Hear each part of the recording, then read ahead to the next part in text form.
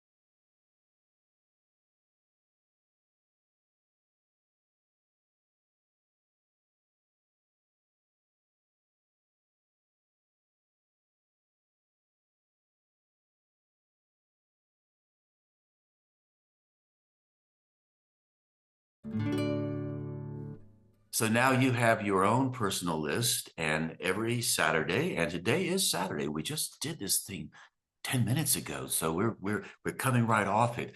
What we do during the call, we go around the Zoom room and get one word or phrase from each person, and then we create a community list. So everybody has their personal list as well as the community list to work from. So now Allegra's going to read the list that we collected just now, and it will become your community list as well as ours. So here you go. Something to draw from as you like. You can ignore it completely. You can take 1 or 2 words. You can take lots of words as well as your own list. And the lovely thing about this is that the community list functions as kind of collective imagination. So here it is. Chopino, eyes wide open, poise, pinching shadows, crusty, bouillabaisse. Is this seat taken? Never resting. Sea legs. Mars in Cancer. Warm, not fuzzy. Elegant pose. Ticklish. Hurry scurry. Where's the beach? On point. Stone crab. Tap dancing. Stare you down. Acme construction. Delicately armored. Landing craft. Stonehenge. Do your best. So what you probably noticed while Allegra was reading the list, each item on the list is distinct. Stone crab, for example, might be one. What's that? How about never resting? Another image you could work with, Acme Construction. Have you ever worked for Acme Construction? Maybe I have, maybe you have. Do your best. How many times have you heard that? So even though each image on this list or word is a standalone proposition, when you put them all together, something starts to happen. So that's what we're going to ask you to do now, is to work with your personal list as well as the community list. This is what it looks like. This is what Allegra wrote. Mine's a little more messy. And we're going to ask you to combine those two lists and play with them and generate a piece of writing inspired by however you want to approach those two lists that you have. And so, yes, you can play with them and meld them and use lots of the words from the list.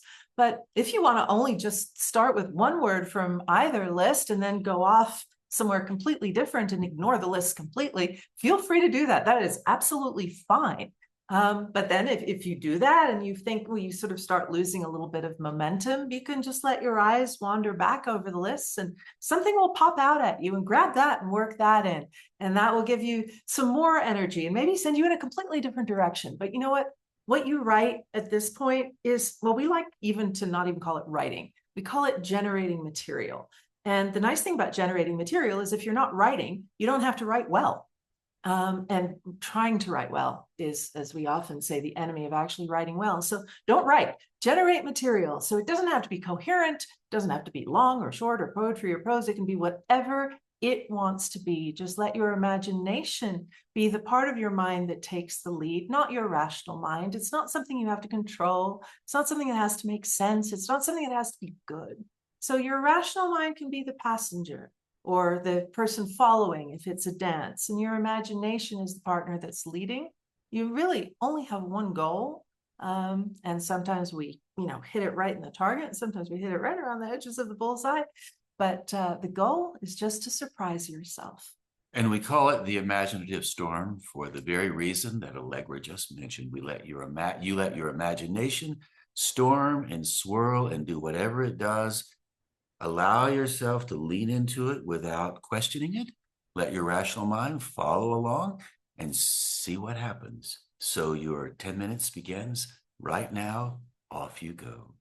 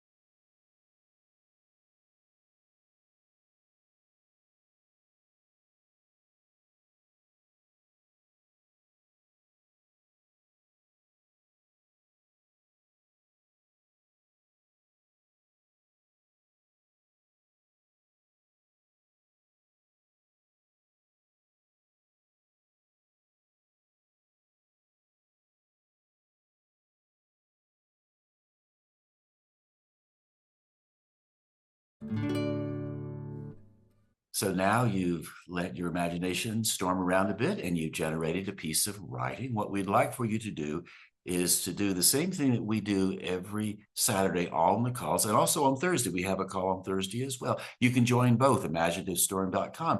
For now, what we'd like for you to do is to put us on pause and read your work aloud. We value the way the voices sound, and you will start to appreciate how your voice contributes to the editing process and the understanding process as you read aloud. So go ahead, put us on pause right now, read aloud, and we'll come back in a second. There's a value in reading aloud that is beyond just working with the piece that you read. As Nave said, it's a fantastic editing tool. You feel what pops, what's good, what you like. But in the longer term, what you're doing is you're training your imagination, you're training your writing to give you what you like, because the feedback that you're giving it is that little hit of dopamine that you get when you read aloud a phrase, an image, a thought, an insight that you like. You can't help it. You get that little hit of dopamine, and it doesn't happen the same way if you're reading silently off the page. You're more critical when you're reading silently off the page, and you're more appreciative when you read aloud. So that hit of dopamine, that training, is what is training your inner critic not to be so destructive anymore. It's what's training your rational mind to not be afraid of writing, to not have to try and write well, because the satisfaction isn't in something that your rational mind created. The satisfaction always comes with that thing from your imagination that surprises you. If you like what you wrote, and we hope you do, you can go to imaginativestorm.com, and there you will find a link to our circle community. So this is how you get to Imaginative Storm on Circle. Go to imaginativestorm.com, scroll across the top navigation, and you will see Community. Click on that, and on the Community page, scroll down. Pretty soon you will see the Imaginative Storm on Circle. Click in the picture, click on the word circle, and that will take you to our circle site. If it's your first time, you'll need to make a login name and password. It's free. And then go over to the left navigation and you will see Prompt of the Week. Click on that and you will be in a list of all the prompts that we've done for the last 3.5 years plus, with the most recent one at the top. When you click on one of the prompts, you'll see the image, you will see the word list, you won't on that one because I haven't put it up yet, and what other people wrote. And then if you scroll right down to the bottom, it will give you a box where you can add in what you wrote. Straightforward. You do have to sign up, and it's free. So you go there and you can see what everybody else does, as well as give us a sense of what you're doing now and maybe in the future. Speaking of the future, if you'd like to join us on Saturday morning, 10 a.m. Mountain Time, noon Eastern Time, or on Thursday, 4 p.m. Mountain Time, 6 p.m. Eastern Time, which is, let's see, Saturday works out to be about 5 p.m. London time, 6 p.m. Paris time, but it changes because the clocks change at different times. And Saturday works out at Thursday works out 11 p.m. London time, midnight Paris time, if you're a late night type of person. And if you're in Asia, we actually have some people in Australia and Japan that join us on Thursdays because it's Friday morning for them. Now that you're thoroughly confused, you have to check your time and dates and figure it out. Google the time difference, and you will find all that information at imaginativestorm.com. And as Nave mentioned, we only got off our Saturday call about 10 minutes before starting this video, and you see that we're kind of hopped up. The adrenaline is flowing. We're excited. Yeah, we're giddy. And the reason is, and we are giddy. We have been giddy every single Saturday, probably for over 3.5 years now that we've been doing this prompt, because the excitement of hearing so many very, very different people write something so original and powerful and exciting and often funny, or very deeply wise in 10 minutes to this prompt that we offer is really very thrilling. And it's thrilling when you write something, and you don't hit it out of the park every week, but you will at least one week now and then you will write something that you're like, wow, I killed it. And then other weeks you're like, oh, well, whatever. That also is really good for you because you realize you don't have to like write well every time. It takes the pressure off. It's strange, this 10-minute thing, it sounds like it's pressurized, but it's actually the opposite of pressurized because you don't have to write well. Who can write well in 10 minutes? Aha. But anyway, come and check it out. Try it. Come with And us. just one thing before we Right with go, us. Allegra said playing in the park, hitting it out of the park implies you're playing in the park. Does it matter whether you hit it out of the park or not? What matters is you show up in the park and you play, and something exquisite always happens. And it doesn't have to be the ball out of the park, doesn't have to be some grand set of fireworks during one of the holidays while you're standing in the park. You're just in the park. And that's what matters. And if you show up to the park and you play and you do it a lot, you will drop into the rhythm of the play, the rhythm of the park, and the out of the park times will be just as valuable to you as the repose times sitting there on the park bench doing nothing. So either way you do it, thanks for playing in our park, and we'll be back again very soon. And until then, stay true to whatever you're doing and lean into it. Thank you for watching this video. And oh, I haven't credited the artist of the image.